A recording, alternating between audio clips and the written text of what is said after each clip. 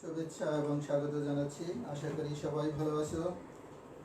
গত ক্লাসে যেটা পড়িয়েছিলাম ট্রান্সক্রিপশন, তো বাসায় অবশ্যই আশা করি পড়েছো এবং বুঝতে পেরেছো ট্রান্সক্রিপশন। আজকে পড়াবো ট্রান্সলেশন। ট্রান্সক্রিপশনের পরে ট্রান্সলেশন। আমরা ইতিমধ্যেই আইডিয়া নিয়েছি হোয়াট ইজ ট্রান্সক্রিপশন এবং হোয়াট ইজ ট্রান্সলেশন। তো আজকে ট্রান্সলেশন সম্পর্কে আলোচনা করি।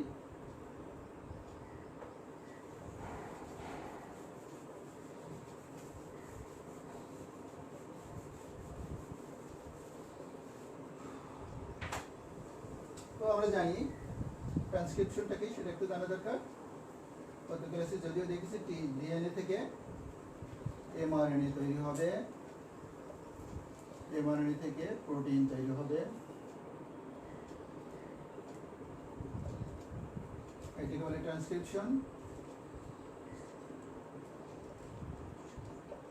এটা হলো ট্রান্সলেশন। ডিএনএ থেকে এমআরএনএ তৈরি হবে এবং এমআরএনএ থেকে যখন প্রোটিন হবে সেটা হলো ট্রান্সলেশন। তো ট্রান্সলেশন হতে হলে প্রথম ট্রান্সক্রিপশন হতে হবে, অর্থাৎ এমআরএনএ তৈরি হতে হবে বা অন্য অন্য তিনটা যে আরএনএ আছে আরআরএনএ এবং টিআরএনএ। প্রোটিন সংশ্লেষণে এই নন জেনেটিক্যাল আরএনএ যেটা বলা হয় কি নন জেনেটিক্যাল আরএনএ, দ্যাট মিনস কি এমআরএনএ, টিআরএনএ এবং আরআরএনএ। এমআরএনএ, টিআরএনএ এবং আরআরএনএ, এই তিনটা আরএনএ নন জেনেটিক্যাল আরএনএ। এই আরএনএ তিনটা লাগবে প্রোটিন সংশ্লেষণের ক্ষেত্রে তো বা ট্রান্সলেশনের ক্ষেত্রে।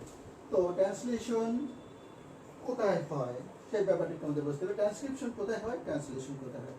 প্রকৃতি কোষের ক্ষেত্রে আমরা যদি একটা ছবি আঁকি, গত ক্লাসে এঁকেছিলাম, আবারও যদি একটু আঁকি, এটা হলো একটা নিউক্লিয়াস, নিউক্লিয়ার মেমব্রেন, নিউক্লিওলাস, এখানে থাকবে ডিএনএ,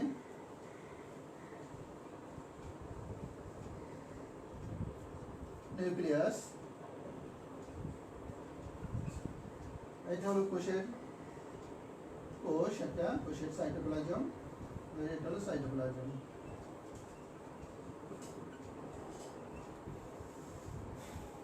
তো ট্রান্সক্রিপশন আমরা জানি যে ডিএনএ থেকে এমআরএনএ বা আরএনএ সমূহ হয়। এমআরএনএ হলো, এটি হলো ট্রান্সক্রিপশন। তাহলে অবশ্যই ট্রান্সক্রিপশন প্রকৃত কোষের ক্ষেত্রে নিউক্লিয়াসের ভিতরে হয়, বা ট্রান্সলেশন হয় সাইটোপ্লাজমে। ট্রান্সলেশন হয় সাইটোপ্লাজমে। সাইটোপ্লাজমের কোন অর্গানে ট্রান্সলেশন হয়? রাইবোজোমে। এবার রাইবোজোম, রাইবোজোমে যেটা সাবইউনিট থাকে এই রাইবোজোম। রাইবোজোম কি করে? এই মেসেঞ্জার আরএনএ এই যে এখান থেকে চলে আসে নিউক্লিয়ার মেমব্রেনের ভিতর দেওয়া, এই যে রাইবোজোমের এখানে চলে আসে, এখানে এসে ট্রান্সলেশনে অংশগ্রহণ করে এমআরএনএ। তাহলে দেখা যাচ্ছে যে ট্রান্সলেশন হয়, এই যে ট্রান্সলেশন এখানে এমআরএনএ থেকে, এই যে এমআরএনএ হলো এখান থেকে প্রোটিন তৈরি হবে, ট্রান্সলেশন হবে। তাহলে ট্রান্সক্রিপশন হয় নিউক্লিয়াসের ভিতরে এবং ট্রান্সলেশন হয় সাইটোপ্লাজমের ভিতরে। তো এখানে তোমাদের ট্রান্সলেশন পড়ার আগে যে জিনিসটা অবশ্যই জানতে হবে, তোমাদের সিলেবাস দেখো জেনেটিক কোড। জেনেটিক কোড সম্পর্কে আমাদের জানতে হবে।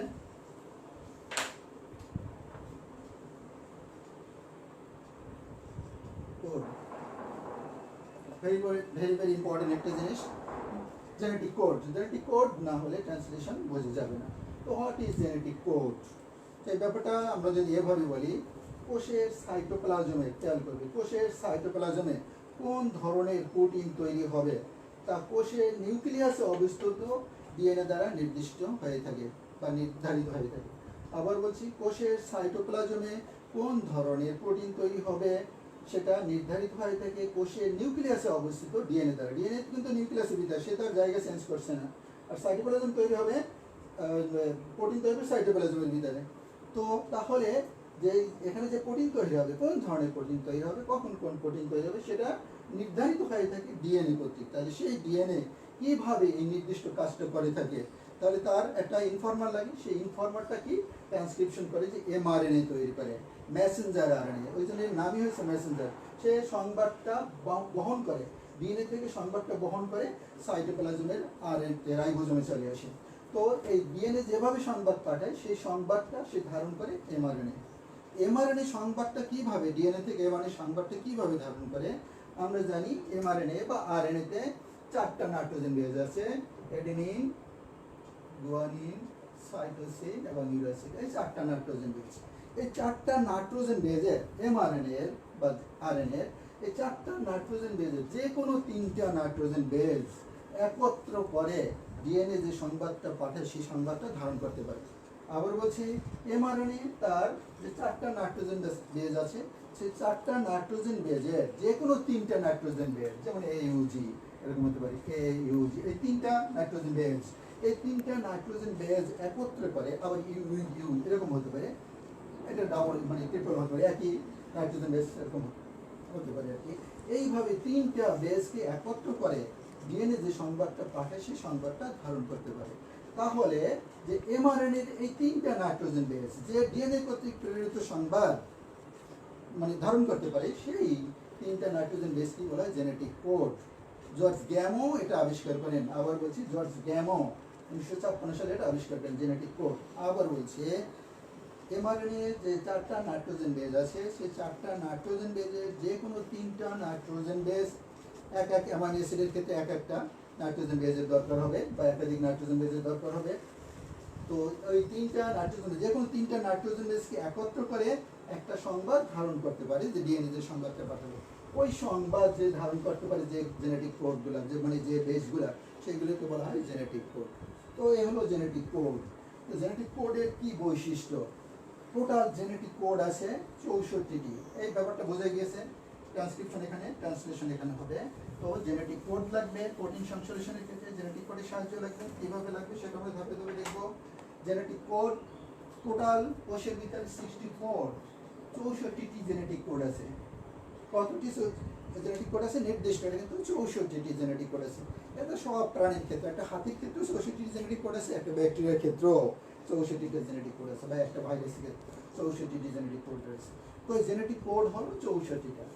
জেনেটিক কোড অক্ষর কয়টি? জেনেটিক কোড অক্ষর 4টি। এই যে adenine, guanine, cytosine and uracil, not thymine. এটা মনে করবে ডিএনএ না কিন্তু আরএনএ এর যে বেসগুলো, এডেনিন, গুয়ানিন, সাইটোসিন এবং ইউরাসিল, এই চারটা হলো জেনেটিক কোড অক্ষর। চারটা জেনেটিক কোড আছে, কোড অক্ষর আছে আর কি। তো কোড অক্ষরগুলা যে কোনো তিনটা কোড একত্রে একটা সংকেত ধারণ করে, তাই জেনেটিক কোড হলো ট্রিপল ইন নেচার। এটাকে বলা হয় triple in nature. Genetic code triple in nature মানে তিনটা বেস ধারণ করে একটা কোড তৈরি হয়, তাই এটাকে বলে genetic code in triple in nature. ত্রয়ী প্রকৃতির, বাংলায় বলে আর কি জেনেটিক কোড ত্রয়ী প্রকৃতি। ত্রয়ী প্রকৃতি দেখুন সেরকম আর কি, তিনটা বেস থাকবে। তো তারপর হলো বৈশিষ্ট্য হলো এটা হলো কমালেস, কোনো বিরতি ছাড়াই। কমালেস, কমা মানে বিরতি ছাড়া, মানে এডেনিন, গুয়ানিন, সাইটোসিন, ইউরাসিল, আবার এডেনিন, ইউরাসিল, সাইটোসিন এইভাবে থাকবে। এখানে কোনো গ্যাপ থাকবে না। মনে করেন এখানে একটা গ্যাপ রইলো, এরকম কোনো গ্যাপ না, কন্টিনিউয়াসলি এভাবে থাকবে। So genetic code is commaless. এটাকে বলা হয়েছে কমালেস। কমা থাকবে না মানে কোনো বিরতি থাকবে না। এটা কোথায় থাকে জেনেটিক বেসগুলো? ডিএনএতে থাকবে, আরএনএতে থাকে, কন্টিনিউয়াসলি থাকে, কোনো গ্যাপ নাই আর কি। বেসগুলো এরকম থাকবে, কোনো গ্যাপ থাকবে না, সেটি commaless genetic code. Genetic code is not overlapping, is not overlapping, overlap করবে না। ওভারল্যাপ দ্যাট মিন্স কি, এ ইউ সি আছে, এখানে সি উঠে গেল, আবার এখানে মনে করো জি উঠে গেল, এইভাবে উপরে ওভারল্যাপ করে, একটার উপরে আরেকটা না, এরকম না, কন্টিনিউয়াস, এটা পাশাপাশি অবস্থান করে। So genetic code is not overlapping. Genetic code is degenerate in nature.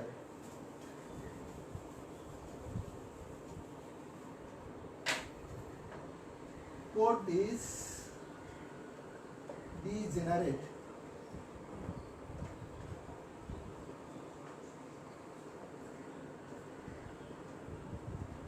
in nature. Genetic code হলো অধোবংশী, ডিজেনারেট ইন নেচার। তো এখানে ব্যাপারটা একটু বুঝতে হবে। আমরা জানি এখানে ট্রান্সলেশন হলো প্রোটিন তৈরি হবে এমআরএনএ থেকে। প্রোটিন কি দ্বারা গঠিত? প্রোটিন হলো অ্যামাইনো অ্যাসিড দ্বারা গঠিত। আমরা জানি সেটা অ্যামাইনো অ্যাসিড দ্বারা প্রোটিন গঠিত। অ্যামাইনো অ্যাসিড প্রোটিন গঠন করতে হলে 20টি অ্যামাইনো অ্যাসিড লাগবে। তো 20টি অ্যামাইনো অ্যাসিড লাগবে। এখন আমি বলছি জেনেটিক কোড 64টি জেনেটিক কোড। এই 64টি জেনেটিক কোড 20টি অ্যামাইনো অ্যাসিডকে নির্দেশ করে। যেহেতু প্রোটিন তৈরি হবে, প্রোটিন তৈরিতে 20টি অ্যামাইনো অ্যাসিড লাগবে। এই 64টি জেনেটিক কোড 20টি অ্যামাইনো অ্যাসিডকে নির্দেশ করবে। তাহলে জেনেটিক কোডের পরিমাণ বেশি আর প্রোটিনের পরিমাণ কম। এই ব্যাপারটি কি বলা হয়? Code is degenerate in nature. তার মানে একটা অ্যামাইনো অ্যাসিডের জন্য একাধিক জেনেটিক কোডের দরকার হতে পারে, যেমন 4টা 5টা পর্যন্ত হতে পারে। অর্থাৎ একটা অ্যামাইনো অ্যাসিড, যেমন ভ্যালিন একটা অ্যামাইনো অ্যাসিডের নাম, এই ভ্যালিনের জন্য হয়তো 3টা জেনেটিক কোডের দরকার হতে পারে। যেমন এরকম হতে পারে এ ইউ জি এ এ এ এরকমের 3টা জেনেটিক কোড দরকার হতে পারে ভ্যালিন একটা অ্যামাইনো অ্যাসিডের জন্য। তাহলে এই রকমের 20টা অ্যামাইনো অ্যাসিডকে নির্দেশ করতে আমার 64টি জেনেটিক কোডই ব্যবহৃত হবে। So it is degenerate in nature. 64টি জেনেটিক কোডই ব্যবহৃত হবে 20টা অ্যামাইনো অ্যাসিডকে নির্দেশ করার জন্য। তাহলে একটা অ্যামাইনো অ্যাসিডকে নির্দেশ করতে একাধিক জেনেটিক কোডের দরকার হয়। So it is degenerate type. এটাকে বলে ডিজেনারেট টাইপ। আমি আর উদাহরণ দ্বারা বোঝাবো ডিজেনারেট টাইপ কি, স্লাইডে দেখাবো। আপাতত এটা বোঝে নাও, কোড ইজ ডিজেনারেট মানে 64টি কোড 20টা অ্যামাইনো অ্যাসিডকে, বেশি কোড কম অ্যামাইনো অ্যাসিডকে নির্দেশ করে, একাধিক জেনেটিক কোড একটি অ্যামাইনো অ্যাসিডকে নির্দেশ করে। So it is degenerate type. তারপর কি বলা যাবে? It is universal. Genetic code is universal. It is universal. Universal that means কি সব ক্ষেত্রে সমান। আগে যেটা বলেছিলাম আর কি, একটা ব্যাকটেরিয়ার জেনেটিক কোড যেরকম, একটা মসের জেনেটিক কোড যেরকম, একটা হাতির জেনেটিক কোড একই রকমের, একটা বটগাছের জেনেটিক কোড একই রকমের। অর্থাৎ 64টি জেনেটিক কোড, একটা হাতিতে 64টি জেনেটিক কোড থাকবে, একটা ব্যাকটেরিয়াতে 64টি জেনেটিক কোড থাকবে, মানুষের 64টি জেনেটিক কোড আছে, একটা বটগাছের 64টি জেনেটিক কোড আছে, এবং সেটা নির্দিষ্ট 64টা এবং নির্দিষ্ট genetic code. So it is universal. এটাকে বলা হয়েছে ইউনিভার্সাল। সব জেনেটিক কোড সব প্রাণীর ক্ষেত্রে সমান, বড় থেকে ছোট শুরু করে সব প্রাণীর ক্ষেত্রে সমান। So it is called universal. Genetic code sometimes ambiguous types, sometimes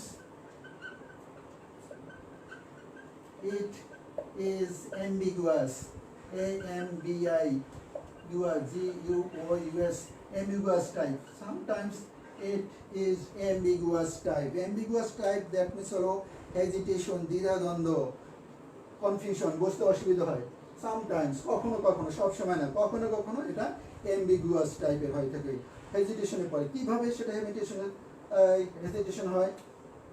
যেমন একটা জেনেটিক কোড হলো GGA, একটা জেনেটিক কোড। এই GGA জেনেটিক কোডটা 2টি অ্যামাইনো অ্যাসিডকে নির্দেশ করে। GGA 2টি অ্যামাইনো অ্যাসিডকে নির্দেশ করে। এটা হলো glycine and glutamic acid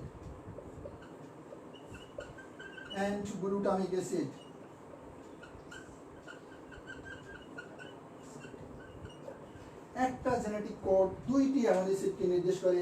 কিছুক্ষণ আগে বললাম যে জেনেটিক কোড ডিজেনারেট, একাধিক জেনেটিক কোড একটি অ্যামাইনো অ্যাসিডকে নির্দেশ করে, বাট এটা অ্যাম্বিগুয়াস হতে পারে কখনো কখনো, সেটা খুব রেয়ার। যেমন একটা জেনেটিক কোড একাধিক অ্যামাইনো অ্যাসিডকে নির্দেশ করে এবং সেটা একটাই আছে এরকম জেনেটিক কোড, সেটা হলো GGA। সে 2টা অ্যামাইনো অ্যাসিডকে নির্দেশ করে, গ্লাইসিন অ্যান্ড গ্লুটামিক অ্যাসিড। তাহলে এখানে হেজিটেশনের ব্যাপারটা কি আসে?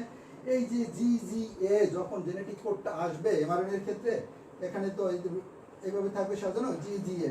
এই জেনেটিক কোডটা যখন এমআরএনএ তে এখানে সাজানো থাকবে, তখন কোন অ্যামাইনো অ্যাসিডটা আসবে? গ্লাইসিন আসবে না গ্লুটামিক অ্যাসিড আসবে? দুইটাই তো, যেহেতু GGA 2টা অ্যামাইনো অ্যাসিডকে নির্দেশ করে, সে যদি GGA যেখানে নিউক্লিওটাইডটা আছে ভাবে GGA, তখন গ্লাইসিন আসবে না গ্লুটামিক অ্যাসিড আসবে। So it is a confusion. এটা কি বলেছে? Ambiguous type. এটা খুব বেশি ক্ষেত্রে হয় না, শুধু একটা জেনেটিক কোডের ক্ষেত্রেই হয়, এবং সেটা তোমার মনে রাখবে GGA 2টা অ্যামাইনো অ্যাসিডকে নির্দেশ করে, গ্লাইসিন অ্যান্ড গ্লুটামিক অ্যাসিড। আশা করি বুঝতে পেরেছো what is ambiguous type.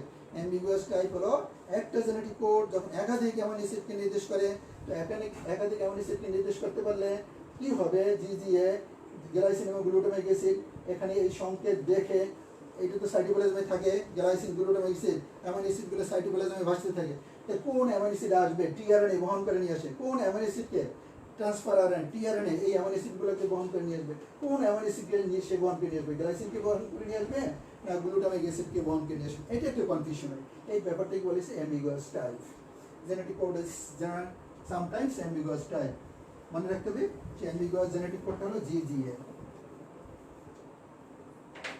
Genetic code sometimes specific type, sometimes it may be ambiguous, sorry, it may be a specific type, specific type. এটা স্পেসিফিক ধরনের হতে পারে, এটা কিন্তু ভেরিয়েশন, এটা কখনো কখনো স্পেসিফিক ধরনের হতে পারে। স্পেসিফিক ধরনের দ্যাট মিনস কি, একটা কোড যখন একটা অ্যামাইনো অ্যাসিডকে নির্দেশ করবে, একটা কোড একটা অ্যামাইনো অ্যাসিডকে নির্দেশ করবে, অন্য কাউকে না, তখন এইটাকে বলে স্পেসিফিক জেনেটিক কোড। এরকম আছে উদাহরণ, যেমন এ ইউ জি, এটা একটা স্পেসিফিক কোড। এ ইউ জি একটা স্পেসিফিক কোড। এই মিথিওনিনকে বা ফর্মাল মিথিওনিনকে নির্দেশ করে, মিথিওনিন অ্যামাইনো অ্যাসিডকে নির্দেশ করবে, একটা অ্যামাইনো অ্যাসিডকে নির্দেশ করবে। আর একটা আছে স্পেসিফিক কোড, সেটা হলো ইউজিজি। এই অ্যামাইনো অ্যাসিড, এই জেনেটিক কোড ট্রিপ্টোফ্যান অ্যামাইনো অ্যাসিডকে নির্দেশ করবে। So it is a specific type.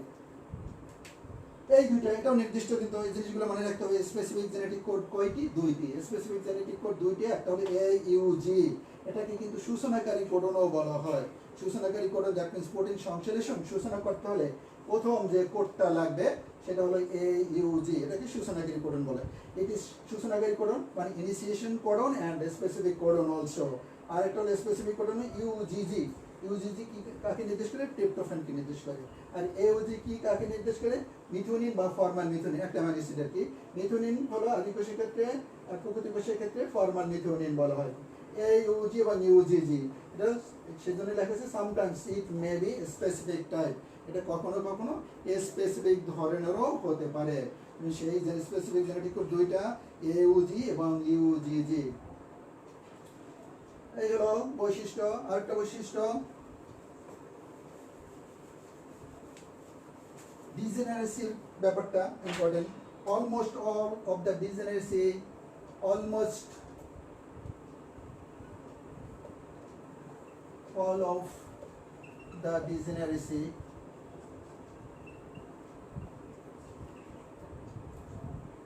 is confined to the third codon position.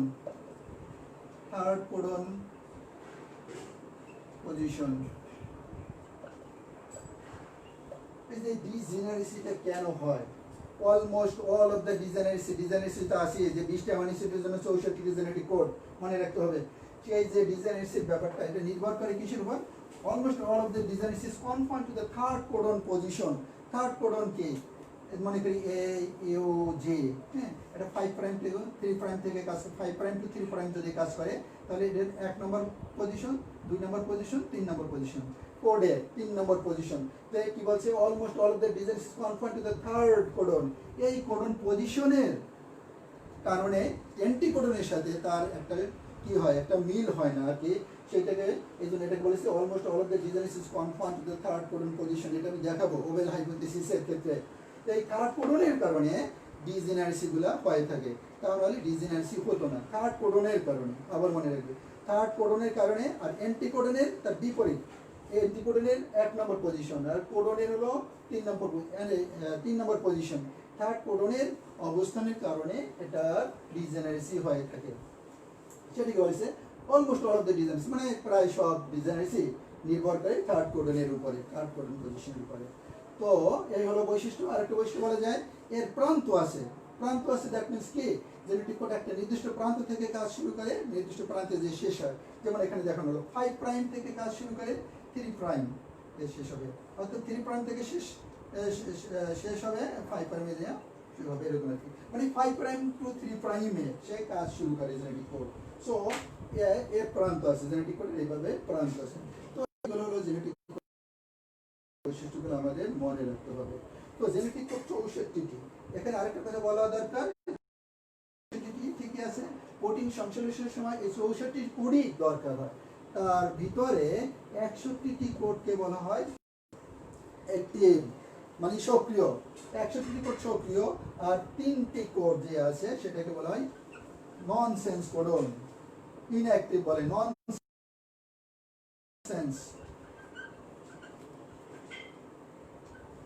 Codon. হলো অ্যাক্টিভ আর এটা হলো ননসেন্স কোডন ইনঅ্যাক্টিভ। এভাবে না বলাই বেটার, এভাবে নাম দেওয়া ঠিক না। ইনঅ্যাক্টিভ ইনঅ্যাক্টিভ নয়, তারও একটা বিশেষ ভূমিকা রয়েছে প্রোটিন সংশ্লেষণের ক্ষেত্রে, আর এগুলোর তো ভূমিকা রয়েছে। তাহলে অ্যাকচুয়ালি এটাকে অ্যাক্টিভ বলা হয়েছে সক্রিয়, মানে অ্যাসিড হলো সক্রিয় জেনেটিক কোড হলো 100টি। সক্রিয় কেন বলা হয়েছে? এই 100টি জেনেটিক কোড 20টা অ্যামাইনো অ্যাসিডকে নির্দেশ করে, এই 3টা কোনো অ্যামাইনো অ্যাসিডকে নির্দেশ করে না। আবার মনে রাখবে 61টি জেনেটিক কোড, 61টি জেনেটিক কোড 20টি অ্যামাইনো অ্যাসিডকে নির্দেশ করে, সো ইট ইজ পলিঅ্যাক্টিভ 61টি জেনেটিক কোড। আর এই তিনটা জেনেটিক কোড কোনো অ্যামাইনো অ্যাসিডকে নির্দেশ করে না, সেই জন্য এটাকে বলা হয়েছে অনঅ্যাক্টিভ বা ইনঅ্যাক্টিভ বা নন সেন্স কোডন। কোনো সেন্স নাই সেটাও বলা ঠিক না। কেন? এটা হলো প্রোটিন সংশ্লেষণ। এই তিনটা জেনেটিক কোড না হলে প্রোটিন সংশ্লেষণ বন্ধই হবে না। স্টপ কোডনও বলা হয় এটাকে, ননসেন্স কোডন বা স্টপ কোডন। স্টপ কোডন, সমাপনী কোডনও বলা হয় বাংলায়। স্টপ কোডন মানে প্রোটিন সংশ্লেষণ একটা নির্দিষ্ট জায়গায় 20টা অ্যামাইনো অ্যাসিড যখন আসবে তারপর তো প্রোটিন সংশ্লেষণ বন্ধ হয়ে যাবে। তো বন্ধ করতে হলে এই নির্দিষ্ট 3টা জেনেটিক কোড আসতে হবে। এই জন্য এই 3টা জেনেটিক কোডকে বলা হয় স্টপ কোডন। এই 3টা জেনেটিক কোড নির্দিষ্ট মনে রাখতে হবে। 3টা জেনেটিক কোড কি? UAA, UAA, UAG, UGA। এই 3টা কোডকে বলা হয় স্টপ কোডন বা ননসেন্স কোডন। এই 3টা কোড নির্দিষ্ট কিন্তু মনে রাখতে হবে। UAA, UAG, UGA nonsense codon বা স্টপ কোডন। কারণ সে স্টপ কোডন এই কারণেই যে সে প্রোটিন সংশ্লেষণে ভূমিকা পালন করে, কাজে একে ননসেন্স বলা ঠিক হয় না। নাম দিয়েছে বিজ্ঞানের ননসেন্স। স্টপ কোডন বলতে পারি, ইনঅ্যাক্টিভ তো বলতে পারি না, বাট আমরা মনে রাখবো এইভাবে। এবার স্টপ কোডন, স্টপ কোডন এই হিসেবেই মনে রাখবো। 3টা UAA, UAG, UGA 3টা হলো স্টপ কোডনের। বাকি 61টা জেনেটিক কোড 20টি অ্যামাইনো অ্যাসিডকে নির্দেশ করে। তো এখন আমি একটু চার্টের দিকে যাব। জেনেটিক কোড যে ট্রিপল ইন নেচার সেটা একটু দেখি, পরীক্ষা অনেক সময় আসতে পারে। জেনেটিক কোড ত্রয়ী প্রকৃতির। কেন ত্রয়ী প্রকৃতির? মানে 3টা বেস মিলে একটা জেনেটিক কোড হয় কেন? এই জিনিসগুলো মনে আছে নিশ্চয়ই।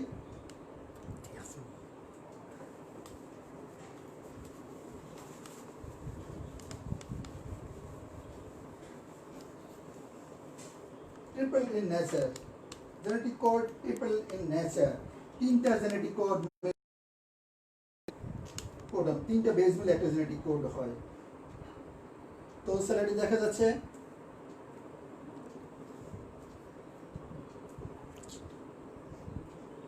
3টা জেনেটিক কোড। দেখো আমি 4টা বেস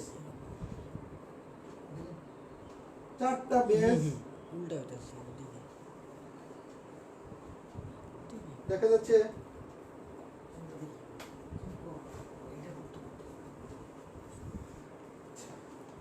4টা বেজ মিলে জেনেটিক কোড হয়েছে। 4টা বেজ আর কি জেনেটিক কোডে থাকে।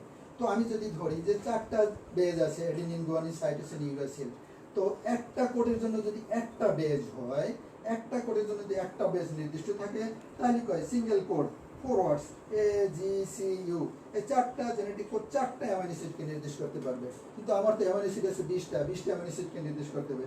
এই জন্য এটাকে সিঙ্গেল কোড যদি এরকম হয়, তো 4টা বেজ 4টা অ্যামাইনো অ্যাসিডকে নির্দেশ করতে পারবে। তারপর যদি ডাবল অ্যাক্ট কোড হয়, অর্থাৎ 2টা বেজ মিলে যদি একটা জেনেটিক কোড হয়, তাহলে কি হবে? 4 × 4 16 ওয়ার্ড, 16 ভাবে এটাকে সাজানো যেতে পারে। AG, AC, নিয়ম আছে কিন্তু নিজে এটা করতে হবে। AA, তারপর কি AG, AC, AU, আবার GA, এরপর কি এই যে G, GA, GG, GC, GU, তারপর C, CA, CG, CC, CU, UA, UG, UCU। এই 16 ভাবে এটাকে সাজাতে পারি। তো তাহলে দেখা যায় যে ডাবল কোড যদি হয় তাহলে 16টা জেনেটিক কোড হতে পারে। তাহলে 16টা জেনেটিক কোড, 16টা ম্যাক্সিমাম 16টা অ্যামাইনো অ্যাসিডকে নির্দেশ করতে পারে। কিন্তু আমার অ্যামাইনো অ্যাসিড 20টা, কাজেই 2টা বেজ মিলে একটা জেনেটিক কোড নয়। এখন দেখি 3টা বেজ মিলে কি হতে পারে? ট্রিপল কোড, এটা বলেছে ট্রিপল কোড ত্রয়ী প্রকৃতির, 64টি ওয়ার্ডস নির্দেশ করে। 3 ভাবে সজ্জিত যদি হয় আর কি বেসগুলা, যেমন এটাও নিয়ম আছে কিন্তু নিজে নিজেই লিখতে পারবে। বর্ণ একটা নিয়ম আছে, সেটা আমি দেখাবো। এটা হলো সহজভাবে বোঝার উপায়, ওটা এটা বেটার। A 3বার নিলাম আমি, 3টা বেজ A, তারপর A 2বার নেব, তারপর পরবর্তী বেস যাবে জি, এ এ জি, তারপর আবার এ এ, তারপর সি নেব, তারপর এ এ, তারপর ইউ নেব, এইভাবে। তারপর এ তো হয়ে গেল, তারপর কি এ এ হয়ে গেল, তারপর এ জি, এ জি, তারপর কি এ, এ জি জি, এ জি সি, এ জি ইউ, তারপর কি এ জির পর কি A C, A C A, A C G, A C C, A C U, তারপর কি A U, A U A, A U G. এইভাবে আমি এটাকে 64 বার সাজাতে পারি। এবং 64 বার আমরা জানি জেনেটিক কোড 64টা, তাহলেই আমরা 64 জেনেটিক কোড 64টা, এর ভিতরে 3টা হলো স্টপ কোডন, বাকি 61টি কোড 20টা অ্যামিনো অ্যাসিডকে নির্দেশ করতে পারে। So genetic code is tripled in nature. এই জন্য জেনেটিক কোডকে বলা হয় ত্রয়ী প্রকৃতি, ট্রিপলড ইন নেচার। বুঝে গেছে আশা করি? একটা বেস মিলে যদি হয় জেনেটিক কোড, সে 4টা কোডই হতে পারবে, 4টা কোড 4টা অ্যামিনো অ্যাসিডকে নির্দেশ করতে পারবে। 2টা মিলে যদি হয় আমি 16 বার এটাকে সাজাতে পারবো, তো 16টা অ্যামিনো অ্যাসিডকে নির্দেশ করতে পারবে। আর যদি 3 বার হয় তাহলে 64 বার আমি এটাকে সাজাতে পারবো। এই 64টা জেনেটিক কোড, তার ভিতরে 61টি জেনেটিক কোড 20টা অ্যামিনো অ্যাসিডকে নির্দেশ করতে পারে। সেটা আমি দেখলাম কিভাবে 20টা অ্যামিনো অ্যাসিড 61টা বা 61টি জেনেটিক কোডকে নির্দেশ করতে পারে, সেটাও আমি দেখাবো। একটু পরেই নেক্সট স্লাইডে। তো এটা হলো জেনেটিক কোড প্রায় ট্রিপল ইন নেচার, সেটা দেখানো হলো।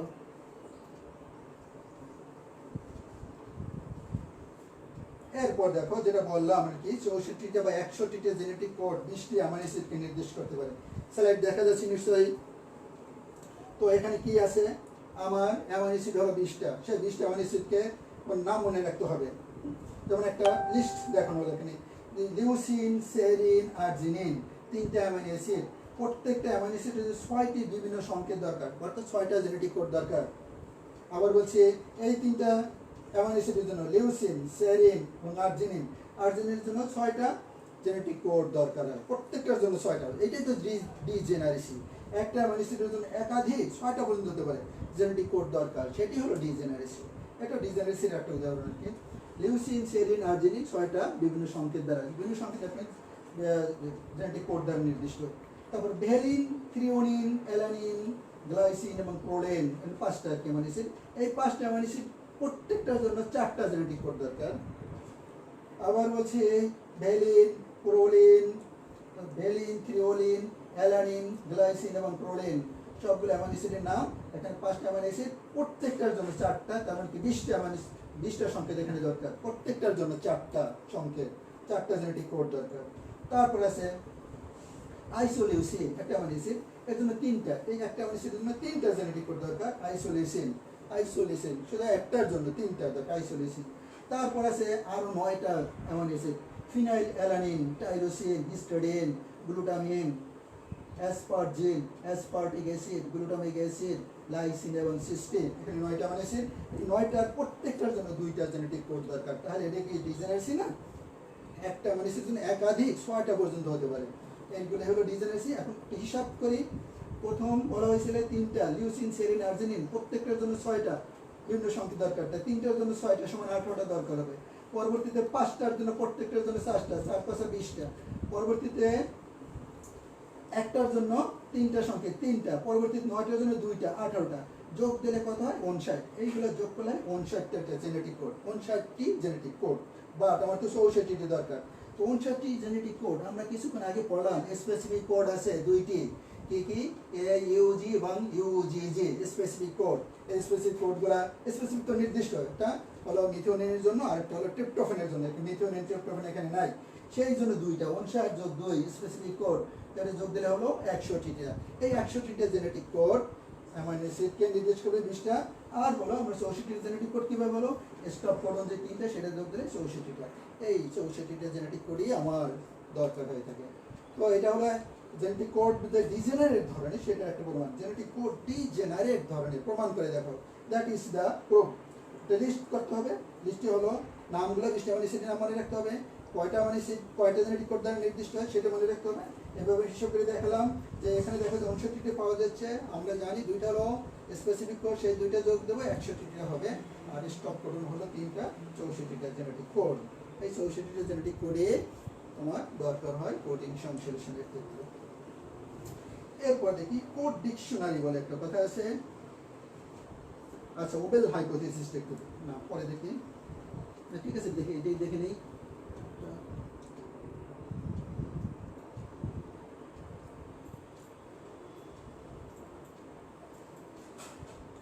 ওবেল হাইপোথিসিস, যেটা বলছিলাম almost all of the degeneracy is confined to the third codon position.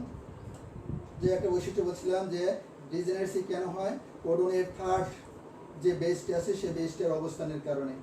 তো বিজ্ঞানীরা গবেষণা করে দেখলেন যে একটা কোষে যেহেতু 64টা কোড আছে, তো 64টা টিআরএনএ দরকার হয় প্রোটিন সংশ্লেষণের জন্য, অথবা 64টা অ্যান্টিকোডনের দরকার হবে। কোডের বিপরীত যেটা সেটা হলো অ্যান্টিকোড, কোডের বিপরীত কমপ্লিমেন্টের বেস যেগুলো সেগুলো অ্যান্টিকোড। তাই 64টা কোডের জন্য 64টা টিআরএনএ দরকার। কারণ টিআরএনএগুলো কি এই কোডগুলোকে বহন করে বা অ্যামিনো অ্যাসিডকে বহন করে নিয়ে যায়। তাই টিআরএনএ দরকার হলো 64টা।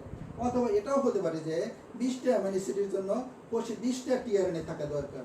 কিন্তু পরবর্তীতে বিজ্ঞানীরা গবেষণা করে দেখলেন যে 1960 সালের দিকে ক্রিকের, এটা বলে ক্রিকের অস্থিতি অনুকল্প, ক্রিকের আনবেল হাইপোথিসিস বলা হয়। ক্রিক বিজ্ঞানী অর্সনমি ক্রিক যেটা বলা হয় যে ডিএনএ আবিষ্কার করেন, ক্রিকের অস্থিতি অনুকল্প। ক্রিক 1966 সালে দেখলেন যে বিভিন্ন প্রাণী নিয়ে গবেষণা করে দেখলেন যে কোষে টিআরএনএ সংখ্যা 20টিও নয় 64টিও নয়, সেটা কত 31 বা 30 থেকে 42টা। তাহলে 20-এর সাথেও মিলছে না, 64-র সাথেও মিলছে না। তাহলে এই কম সংখ্যক টিআরএনএ 64টা কোডকে কিভাবে ডিকোড করে, কোডকে ডিকোড করতে টিআরএনএ কোডগুলোকে ডিকোড করে, সেটা কিভাবে একটু পরে দেখব। তো এই জন্য উনি একটা গবেষণা করে দেখলেন যে ওই কথাই বলছেন যে almost all of the degeneracy is confined to the third codon position. উদাহরণে আমরা যদি দেখি, এই একটা উদাহরণ রয়েছে, এটা হলো code 5 prime to 3 prime code, mRNA code, যে অ্যাডিনিন গুয়ানিন সাইটোসিন। কোডের সাথে তার কমপ্লিমেন্টারি বেস হলো অ্যান্টিকোড, মানে টিআরএনএ গঠন মনে আছে, টিআরএনএ 5টা বাহু থাকে, নিচের দিকে যে বাহুটা থাকে সেটাকে বলা হয় অ্যান্টিকোডন আর্ম। যে কোডন অ্যান্টিকোডন থাকে, ওই কোডন অ্যান্টিকোডন দ্বারা সে এমআরএনএ কোডনের সাথে সে যে যুক্ত হয়। এটি কিন্তু টিআরএনএ নিচের দিকের অংশটা anticodon part, tRNA anticodon part. আবার বলছি অ্যান্টিকোডন পার্টের কাজ হলো কোডের সাথে যে মিলিত হয়। এই হলো টিআরএনএ।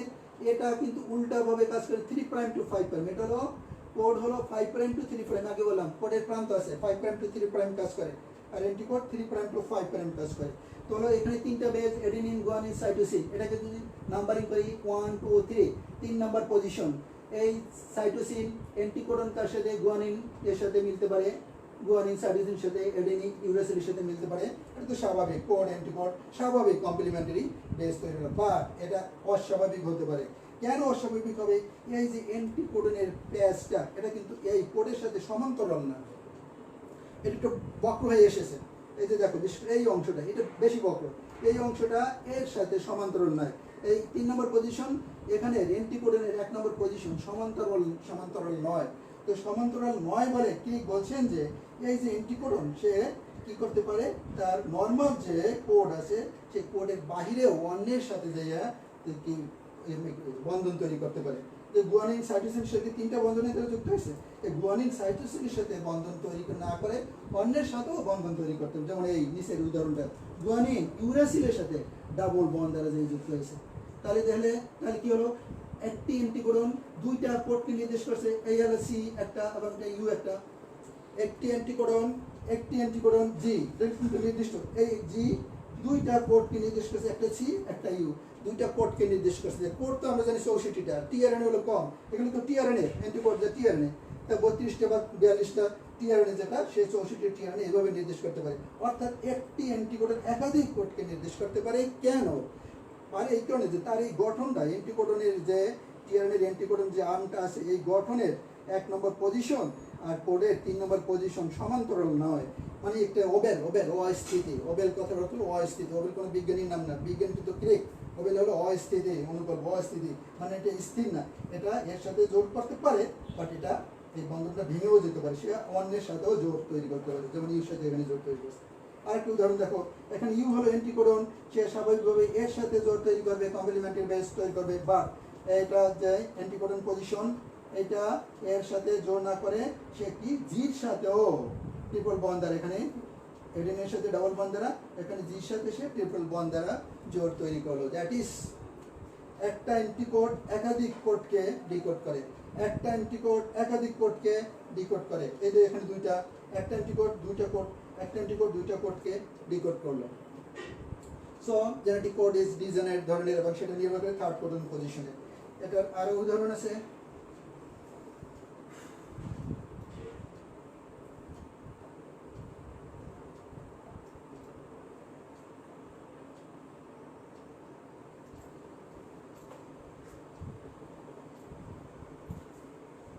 এই একটা উদাহরণ দেখতে পারেন, একই অবস্থা, ওবেল হাইপোথিসিস।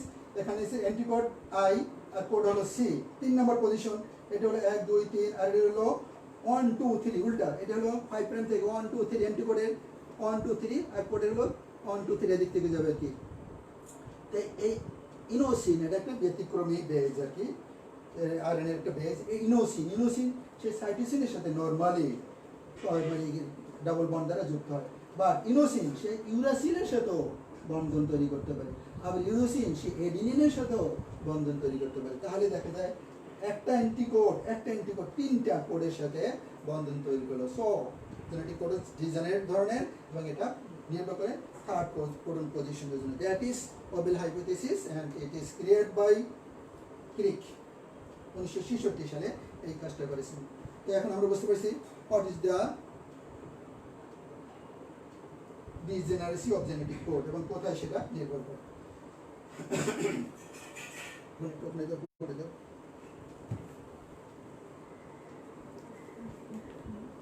এখন আমরা ট্রান্সলেশনে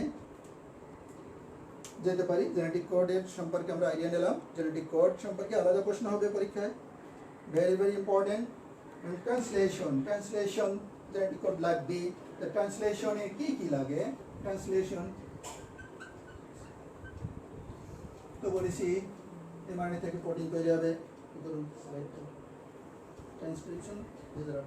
ট্রান্সলেশনের জন্য কি কি লাগে? ট্রান্সলেশনের জন্য আমরা আগেই দেখলাম কি লাগবে। ডিএনএ তো লাগবে, ডিএনএ থেকে এমআরএনএ তৈরি হবে, তারপর এমআরএনএ থেকে প্রোটিন তৈরি হবে, ডিএনএ লাগবে। তারপর লাগবে কি আরএনএস, সমস্ত আরএনএ লাগবে।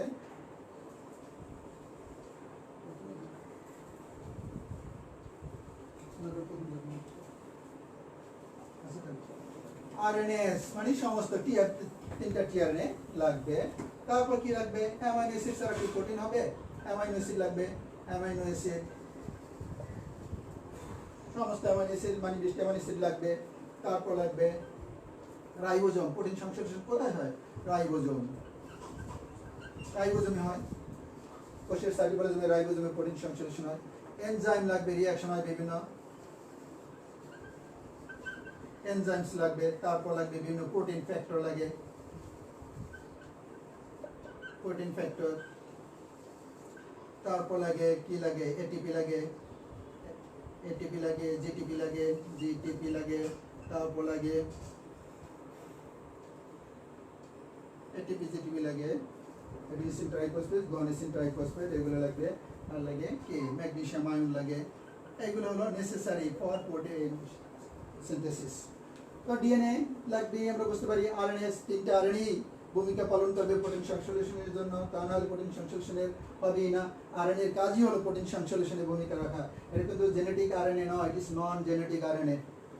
জেনেটিক আরএনএ তো কোথায় থাকে? যেখানে ডিএনএ থাকে না সেখানে জেনেটিক আরএনএ। এটা হলো নন জেনেটিক আরএনএ। অ্যামাইনো অ্যাসিড লাগবে, প্রোটিন গঠিত অ্যামাইনো অ্যাসিড দ্বারা। অ্যামাইনো অ্যাসিড লাগবে। সাইটোপ্লাজমে রাইবোজোমে প্রোটিন সংশ্লেষণ হয়, রাইবোজোম লাগবে। রিঅ্যাকশনের জন্য এনজাইমস লাগবে, আর কিছু সহায়তাকারী প্রোটিন ফ্যাক্টর লাগবে, এটিপি লাগবে, জিটিপি লাগবে, ম্যাগনেসিয়াম আয়ন লাগবে, ইত্যাদি ইত্যাদি। এগুলো হলো নেসেসারি ফর প্রোটিন সিনথেসিস।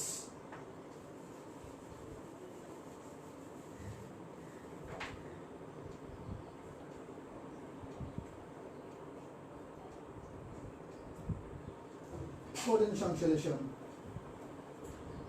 কেমন দেখা যাচ্ছে এটা স্লাইডে? ক্লিয়ার দেখা যায় কিনা? একটু বড় করতে পারি, দেখা যায়?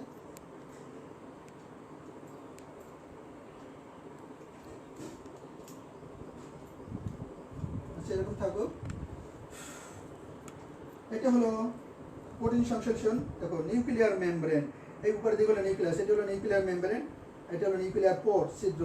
এটা নিউক্লিয়ার মেমব্রেন। তো এটা হলো ডিএনএ এর কমপ্লিমেন্টারি স্ট্র্যান্ড যেটা বলা হয়েছিল ট্রান্সক্রিপশনের সময় বলছিলাম, তার থেকে এমআরএনএ তৈরি হয়েছে। এই যে টিএসি এর কমপ্লিমেন্টারি বেস, টি এর পরিবর্তে এ, এর পরিবর্তে ইউ, সি এর পরিবর্তে জি, এইভাবে টি জি সি, এইগুলো হলো জেনেটিক কোড। টিএসি, টিজিসি, এখানে কিন্তু গ্যাপ দিয়ে দেখছে, কোনো গ্যাপ থাকে না, কন্টিনিউয়াসলি থাকে। বাট বোঝার জন্য কোনো কমা থাকবে না, বোঝার জন্য এরকম গ্যাপ। এই 3টা বেস মিলে একটা কোড, এই 3টা বেস মিলে একটা কোড, নিচেরটা কোড না, নিচেরটা কোড, এইটা কোড। AUG, ACG, UUU, এগুলো হলো জেনেটিক কোড। তো এটা হলো কোড, এভাবে তিনটা মানে কি এমআরএনএ তৈরি হলো। এমআরএনএ তৈরি হওয়ার পর সে তার ওখানে প্রোটিন সংশ্লেষণ করবে না, এই যে কোডগুলো তার কমপ্লিমেন্টারি ডিএনএ কমপ্লিমেন্টারি বেসগুলো তৈরি হলো, এখানে সে সংবাদটা ধারণ করবে। সেই সংবাদ ধারণ করে নিয়ে এসে সে কোথায় আসবে? সাইটোপ্লাজমে চলে আসবে। সাইটোপ্লাজমের কোথায় চলে আসবে? দেখো এই এমআরএনএ রাইবোজোমে। রাইবোজোমের আবার দুইটা সাব ইউনিট থাকে, একটা 70S এর ক্ষেত্রে কি 30S সাব ইউনিট এবং 50S সাব ইউনিট। এখানে 30S 70S রাইবোজোমের কথা বলা হয়েছে। 30S সাব ইউনিট, এটা দেখো 30S sub unit of ribosome. 30S sub ইউনিটের সাথে এসে এমআরএনএ, এই যে এখানে দেখো AUG, প্রথম AUG, তারপর ECG, তারপর ECG, ওই জেনেটিক কোড বিশিষ্ট এমআরএনএ এসে রাইবোজোমের সাথে যুক্ত হলো। তো এই অবস্থায় রাইবোজোমের এখানে একটা sub unit 30S sub unit দেখানো হলো। প্রোটিন সংশ্লেষণের শুরু হবার আগে রাইবোজোমের সাব ইউনিট দুইটা আলাদা থাকে, তো এখানে সেটা আলাদা আছে। প্রথম হলো 30S সাব ইউনিটের থেকে মানে প্রোটিন সংশ্লেষণ শুরু হয়। তো এই ক্ষেত্রে রাইবোজোমের 30S সাব ইউনিটের তিনটা অংশ রয়েছে, ভালো করে খেয়াল করবে। এ একটা অংশ, পি একটা অংশ, ই একটা অংশ। এ হলো amino acid site, amino acid এসে যেখানে যুক্ত হবে তাই এর নাম হলো অ্যামাইনো অ্যাসাইড সাইট। তারপর পি হলো পেপটিডাইল সাইট, অ্যামাইনো অ্যাসিডগুলো পেপটাইড বন্ডের মাধ্যমে যে অংশে যুক্ত হয় সেটাকে বলি পি, পেপটিডাইল সাইট। এবং ই হলো এক্সিট সাইট, এক্সিট সাইট মানে টিআরএনএ গুলা কাজ করার পর ওখান থেকে বের হয়ে যাবে যে অংশ দ্বারা, সেটা বলে এক্সিট সাইট। তো রাইবোজোমের তিনটা অংশ আবার বলছি, এখানে দেখা যাচ্ছে amino acid site, peptidyl site এবং এক্সিট সাইট। মনে রাখতে হবে amino acid site, amino acid এসে যেখানে যুক্ত হয় সেটা হলো amino acid site, peptidyl site. একটা অ্যামাইনো অ্যাসিড 20টা অ্যামাইনো অ্যাসিড তো পরপর যুক্ত হবে পেপটাইড বন্ডের মাধ্যমে। অ্যামাইনো অ্যাসিডগুলো পরপর পেপটাইড বন্ধনের মাধ্যমে যার সাথে যুক্ত হয়, যে জায়গায় এসে যুক্ত হয় সেটা বলে পেপটাইড বন্ড, মানে পেপটিডাইল সাইট। আর এক্সিট সাইট ওই টিআরএনএ, এখানে একটা টিআরএনএ বের হয়ে পরবর্তী দেখে দেবো টিআরএনএ বের হয়ে যাবে। টিআরএনএ তার কাজটা সেরে একটা অ্যামিনো দিয়ে ওখান থেকে বের হয়ে যাবে, যেখান থেকে বের হয়ে যায় সেটাকে বলেছে এক্সিট সাইট। তো আনলোডেড টিআরএনএ, টিআরএনএ গুলো কোথায় থাকবে? সাইটোপ্লাজম থেকে। আনলোডেড টিআরএনএ, এটা হলো অ্যান্টিকোডন আর্ম, এই যে টিআরএনএ, এটা একটা টিআরএনএ, এটা amino acid site. Amino acid গুলো এখানে এসে জোড় বাঁধে। টিআরএনএ গঠনটা মনে রাখবে, অ্যামাইনো অ্যাসিড এখানে এসে এসিসি আর্ম, যেটা কি অ্যাকসেপ্টর সাইট এইটা, আর অ্যান্টিকোডন সাইট হলো এইটা, তিনটা 1 2 3 এই তিনটা অ্যান্টিকোডন সাইট। তো এখানে লেখা হয়েছে unloaded tRNA. Unloaded tRNA that means এই টিআরএনএ কোনো অ্যামাইনো অ্যাসিড এখনো গ্রহণ করে নাই, কারণ সে এখনো সক্রিয় হয়নি। তারপর loaded formal methionine tRNA, loaded formal methionine tRNA. আমি বলছিলাম যে প্রথম যে অ্যামাইনো অ্যাসিড প্রোটিন সংশ্লেষণে ব্যবহৃত হয় সেটা হলো মিথিওনিন বা ফর্মাল মিথিওনিন। আদিবাসীর ক্ষেত্রে ফর্মাল মিথিওনিন। লোডেড, এই যে লোডেড অ্যামাইনো অ্যাসিড নাম দিয়েছে, অ্যামাইনো অ্যাসিডের নাম দেয়নি, পজিশন দিয়েছে। অ্যামাইনো অ্যাসিড 1 মানে প্রথম যে অ্যামাইনো অ্যাসিডটা ব্যবহৃত হয় সেটা হলো স্পেসিফিক কোড AUG। আমি বলেছিলাম স্পেসিফিক কোড হলো AUG, সে মিথিওনিন বা ফর্মাল মিথিওনিনকে নির্দেশ করে। কাজে এটা কিন্তু নির্দিষ্ট, তুমি যখন ছবি আঁকবে তখন এটা অবশ্যই AUG, এই যে কোড যেটা তার যে বিপরীতটি আছে সেইভাবে এখানে লিখতে হবে PSC। পরবর্তীগুলা তুমি তোমার ইচ্ছা মতো লিখতে পারবে। প্রথমটা সূচনাকারী কোড কিন্তু নির্দিষ্ট AUG, এটা হলো সূচনাকারী কোড AUG। আগে বলেছি ইনিশিয়েশন কোড বা সূচনাকারী কোড AUG, এবং এটা অলসো স্পেসিফিক কোডও বটে। স্পেসিফিক কোড বলে কি হবে, সে ফর্মাল মিথিওনিন, তাই প্রথম যে টিআরএনএটা কাজ করবে সে ফর্মাল মিথিওনিন মানে অ্যামাইনো অ্যাসিডকে বহন করবে।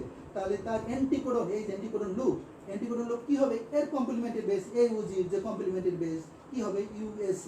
এর কমপ্লিমেন্টারি বেস যে টিআরএনএ আছে, এর কমপ্লিমেন্টারি বেস যে টিআরএনএ আছে, অনেকগুলো আমরা তো কয়টা বলছি টিআরএনএ 30টা বা 31টা থেকে 42টা টিআরএনএ থাকে, সেই টিআরএনএ গুলো এরকম অ্যান্টিকোডন লুপ থাকবে। ইউএসসি থাকলে সে AUGর সাথে, আর ইউএসসি অ্যামাইনো অ্যাসিড 1 কে দ্যাট মিন্স ফর্মাল মিথিওনিনকে বহন করতে পারবে। তো ফর্মাল মিথিওনিনকে বহন করে নিয়ে এসে পরবর্তীতে আমি ছবি দেখি,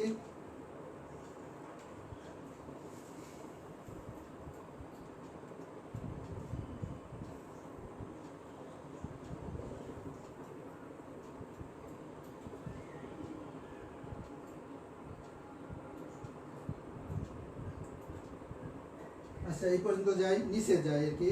অ্যামাইনো অ্যাসিড লাগবে, অ্যামাইনো অ্যাসিড পুল, অ্যামাইনো অ্যাসিডগুলো এখানে অ্যামাইনো অ্যাসিড 1 অ্যামাইনো অ্যাসিড 2 এইভাবে অ্যামাইনো অ্যাসিড 20টা অ্যামাইনো অ্যাসিড সাইটোপ্লাজমের ভিতরে আছে। এরা কিন্তু তখন ইনঅ্যাক্টিভ। এটা হচ্ছে অ্যামাইনো অ্যাসিড পুল, অ্যামাইনো অ্যাসিডগুলো আছে 20টা অ্যামাইনো অ্যাসিড। তো অ্যাক্টিভেটেড অ্যামাইনো অ্যাসিড, এই অ্যামাইনো অ্যাসিডগুলো অ্যাক্টিভেটেড হবে, সে ফাংশন করার মতো অ্যাক্টিভেটেড হবে। অ্যাক্টিভেটেড অ্যামাইনো অ্যাসিড কীভাবে হবে? এটা তো কুল আছে, নর্মাল অ্যামাইনো অ্যাসিডগুলো আছে, সে যে প্রোটিন সংশ্লেষণে অংশগ্রহণ করবে তখন তাকে অ্যাক্টিভেটেড হতে হবে। তো অ্যাক্টিভেটেড প্রোটিন লাগবে, তার জন্য অ্যাক্টিভেটেড এনজাইম লাগবে, আর লাগবে কি অ্যামাইনো অ্যাসিড লাগবে, আর লাগবে এটিপি লাগবে, এবং অ্যামাইনো অ্যাসাইড সিনথেটাইজ এনজাইম লাগবে। আবার বলছি অ্যাক্টিভেটেড এনজাইম, সেই অ্যাক্টিভেটেড এনজাইমের নাম হলো অ্যামাইনো অ্যাসাইড সিনথেটাইজ। অ্যামাইনো অ্যাসিড লাগবে, এই অ্যামাইনো অ্যাসিড তার সাথে এটিপি এবং অ্যামাইনো অ্যাসিড সিনথেটাইজ মিলে রিঅ্যাকশন করে এটাকে অ্যাক্টিভেটেড অ্যামাইনো অ্যাসিডে পরিণত করে। এইগুলো কোনো ব্র্যাকেট দেওয়া নেই, এগুলো ব্র্যাকেট দিয়ে বোঝানো হয়েছে যে activated amino acid. Activated amino acid that means এই অ্যামাইনো অ্যাসিড টিআরএনএ বহন করতে পারবে। যে অ্যামাইনো অ্যাসিড এটা সক্রিয় হলো, এটা মানে অ্যাক্টিভ লেগছে, অ্যাক্টিভ অ্যামাইনো অ্যাসিড 1 টিআরএনএ বহন করে নিয়ে যাচ্ছে। তো টিআরএনএ বহন করে কোথায় নিয়ে আসবে? এই যে দেখো টিআরএনএটা এসে সূচনাকারী কোডন AUGর সাথে এসে তার অ্যান্টিকোডন কি এর বিপরীত, জির জায়গায় সি, ইউর জায়গায় এ, এর জায়গায় ইউ এসে অ্যামাইনো অ্যাসিড 1, অর্থাৎ এটা সে ফরমাল মিথিওনিন কি বহন করতে পারে। তাই সূচনাকারী কোডনের সাথে এসে অ্যামাইনো অ্যাসিড 1 এসে এখানে যুক্ত হলো। এই পর্যায়ে অ্যামাইনো অ্যাসিড 1 যখন এসে যুক্ত হবে তখন 50s সাবইউনিট অফ রাইবোজোম, এই যে 50s সাবইউনিট অফ রাইবোজোম এসে এই মানে 30s সাবইউনিটের সাথে এসে মিলিত হবে। পরবর্তী ছবিটা দেখো, 30s সাবইউনিটের সাথে 50s সাবইউনিট এসে মিলিত হবে। তো এই অবস্থায় কি হবে? এখানে একটা রিঅ্যাকশন হয় যে amino acid activated amino acid হলো, তারপর সেই টিআরএনএর সাথে যুক্ত অ্যামাইনো অ্যাসিড টিআরএনএ কমপ্লেক্স তৈরি করে। এই গঠনটা পেলে অ্যামাইনো অ্যাসিড টিআরএনএ কমপ্লেক্স, এই পর্যন্ত এই গঠনটাকে বলে। আবার বলছি অ্যামাইনো অ্যাসিড টিআরএনএ কমপ্লেক্স এসে সে সূচনাকারী কোডনের সাথে মিলিত হবে। তারপর সে 50s রাইবোজোম যুক্ত হবে, এবং কি হবে? রাইবোজোমটা এই যে এমআরএনএ কে ধরে ডান দিকে 5 প্রাইম টু 3 প্রাইমে দিকে যেতে থাকবে। কিন্তু 5 প্রাইম এটা 3 প্রাইম, এটা আগাচ্ছে। কিন্তু প্রথমে ছিল এই দেখো এই পেজটা ছিল শুধু এ সাইডে, এখন দেখা যায় এটা এ সাইডে 2 নম্বর কোডন পজিশনে চলে যাচ্ছে। এটা এ ছিল 1 নম্বর কোডন পজিশন, এখন এ গেল 2 নম্বর কোডন পজিশন, আর পি হলো মানে 2 নম্বর 1 নম্বর কোডন পজিশনে, মানে সে আগাচ্ছে। তো অ্যামাইনো অ্যাসিড সাইডের কাজই হলো কি অ্যামাইনো অ্যাসিড, নতুন অ্যামাইনো অ্যাসিডকে সংযুক্ত করা। তাই দেখো এখানে অ্যামাইনো অ্যাসিড সাইডে এসিজি যে কোড আছে তার অ্যান্টিকোড ইউজিসি সম্পন্ন টিআরএনএ অ্যামাইনো অ্যাসিড 2কে বহন করে নিয়ে আসবে। এই যে অ্যামাইনো অ্যাসিড 2কে অ্যামাইনো অ্যাসিড সাইডে বহন করে নিয়ে আসলো। আর পেপটিডাল সাইডে তখন কি হবে? অ্যামাইনো অ্যাসিড 1, ওই যে আগে যেটা যুক্ত হলো সেই অ্যামাইনো অ্যাসিড সাইড, যেহেতু এমআরএনএটা ওদিকে মানে রাইবোজোমটা ওদিকে চলে যাচ্ছে, তখন অ্যামাইনো অ্যাসিড 1 AUG পজিশনেই থেকে যাবে। পরবর্তী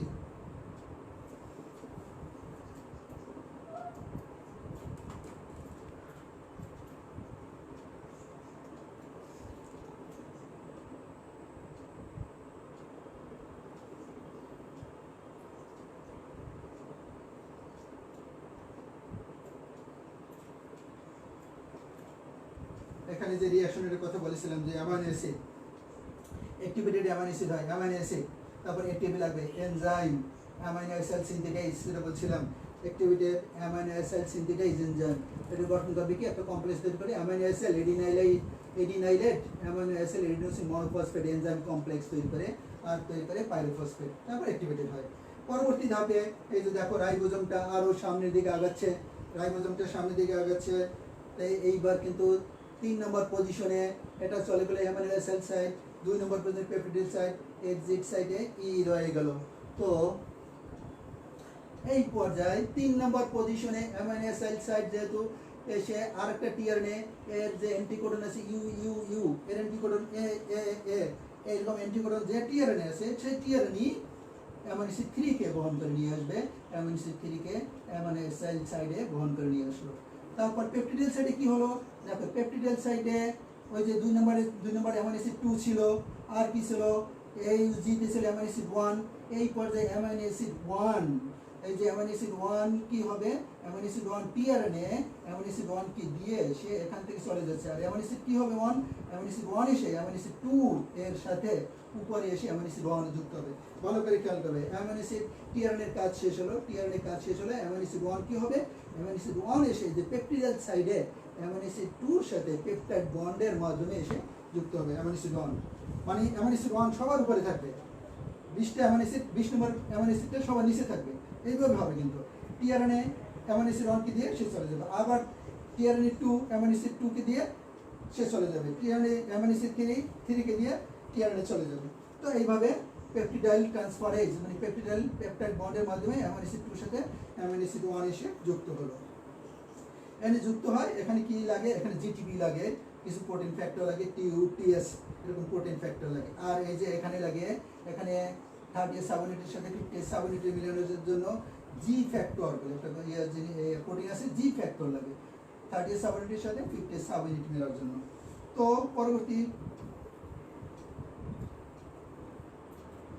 পরবর্তী ফিগারে দেখি অ্যামাইনো অ্যাসিড, দেখো এই যে অ্যামাইনো অ্যাসিড অ্যাডিনিন মানে সূচনাকারী কোড থেকে এটা বাইরে চলে গেছে রাইবোজোম, কারণ সে ডান দিকে চলে যাচ্ছে, 3 প্রাইমের দিকে চলে যাচ্ছে। 4 নম্বর কোডন পজিশনে অ্যামাইনো অ্যাসিড সাইড আসলো, 4 নম্বর অ্যামাইনো অ্যাসিড 4 এসে এখানে টিআরএনএ অ্যামাইনো অ্যাসিড 4 কে এখানে নিয়ে আসবে। আর পেপটিডাইল সাইডের কাজে কি দেখো, ওখানে অ্যামাইনো অ্যাসিড পেপটিডাইল সাইড আগে কি ছিল, অ্যামাইনো অ্যাসিড 1 অ্যামাইনো অ্যাসিড 2, এই ক্ষেত্রে tRNA amino acid 1 amino acid 2 দুইটা কি অ্যামাইনো অ্যাসিড 3 এর উপর দিয়ে সে চলে যাবে। এই যে amino acid 1 amino acid 2 amino acid 1 amino acid 2 amino acid 3 এর উপর দিয়ে সে এখান থেকে চলে গেল। এখানেও সে চলে যাবে কিভাবে, এখানে কিছু জি ফ্যাক্টর কাজ করে বা কিছু প্রোটিন ফ্যাক্টর কাজ করে, ক্ষমা খাই যায় না, এখান থেকে কিছু এনজাইম কিছু প্রোটিন ফ্যাক্টর কাজ করে, তারপর টিআরএনএ তার কাজ সেরে ওখান থেকে চলে যায়।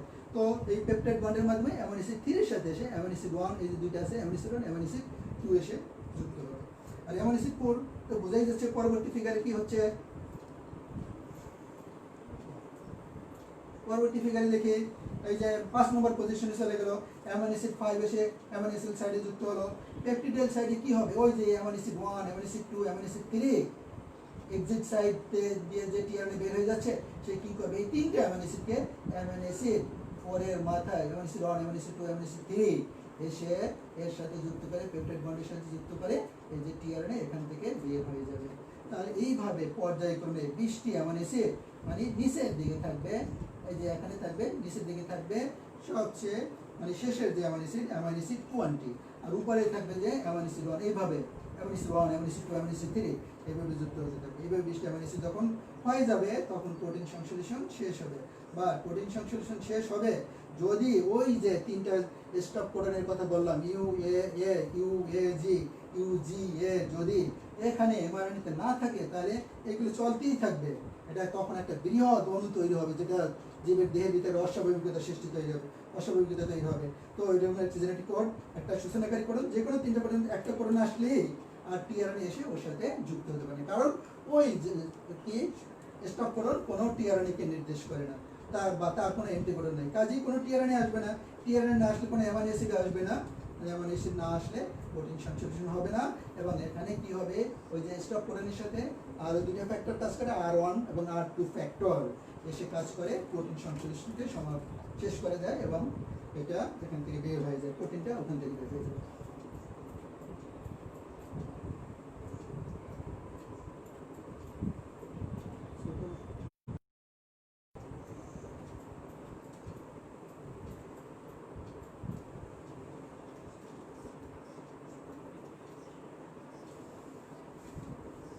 পরবর্তী ছবি দেখি,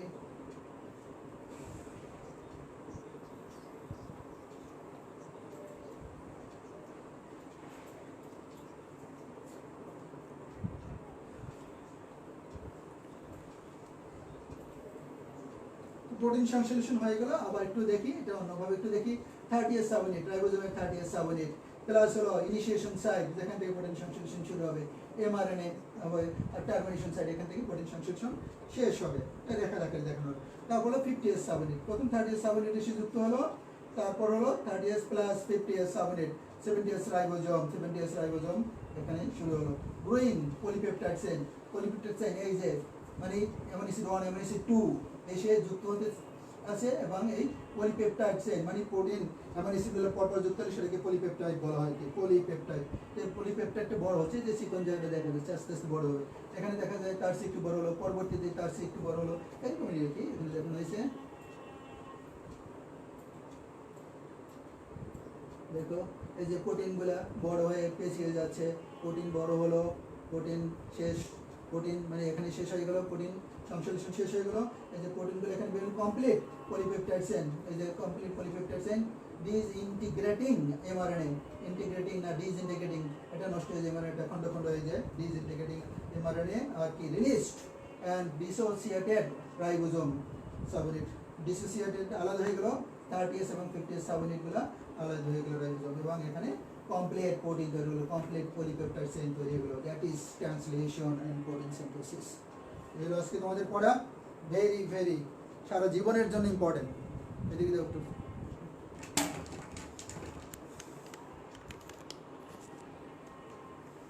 এটা বলছি ট্রান্সক্রিপশন ট্রান্সলেশন তোমাদের সারা জীবন এর জন্য, যেহেতু বায়োলজির ছাত্র সারা জীবনের জন্য দরকার, চাকরির ক্ষেত্রে ভাইবার জন্য দরকার। তো অনেক ইন্টারেস্টিং, বাসায় দিয়ে ভালো করে প্র্যাকটিস করবে, বিভিন্ন বই দেখবে, বিভিন্ন বই থেকে আমি নিয়েছি, কোনো নির্দিষ্ট একটা বই কথা বলতে পারি না, বাট এই ছবিগুলো আমার কাছে এই ছবিটা সবচেয়ে বেটার মনে হয়েছে আর কি, স্টিচ বার্জারের বই ছিল ওইটাকে ভালো মনে হয়েছে। তো ভাসিস্তের বই থেকে এটা ভাসিস্তের বই নেওয়া হয়েছে। তো কোরবানির আগে তোমাদের আজ ক্লাস শেষ, বাসায় এগুলা প্র্যাকটিস করবে। জেনেটিক্স একটু বোঝার ব্যাপার আছে, অন্যগুলো তো তোমরা নিজেরাই পড়ে নিতে পারবে, জেনেটিক্স এবং বায়োটেকনোলজি এটা নিজেরা ভালো বুঝতে পারবে না, আমাদের সাহায্য, যে সিলেবাস কিন্তু কম পড়ানো হয়নি, অনেকগুলো পড়ানো হয়েছে, আর 3টা টপিক্স বাকি আছে। তো সেটা 3টা টপিক্সের মিউটেশন তোমরা জানো, মিউটেশন নিজেরা পড়ে নিতে পারবে, আর বাকি 2টা আছে সেটা পড়ে নিতে পারবে। যাই হোক, আশা করি সবার সাথে ঈদের পরে আবার দেখা হবে। সবাই ভালো থাকো, স্বাস্থ্যবিধি মেনে চলো, সবার জন্য দোয়া করো, আমার জন্য দোয়া করো, ভালো থাকো, খোদা হাফেজ।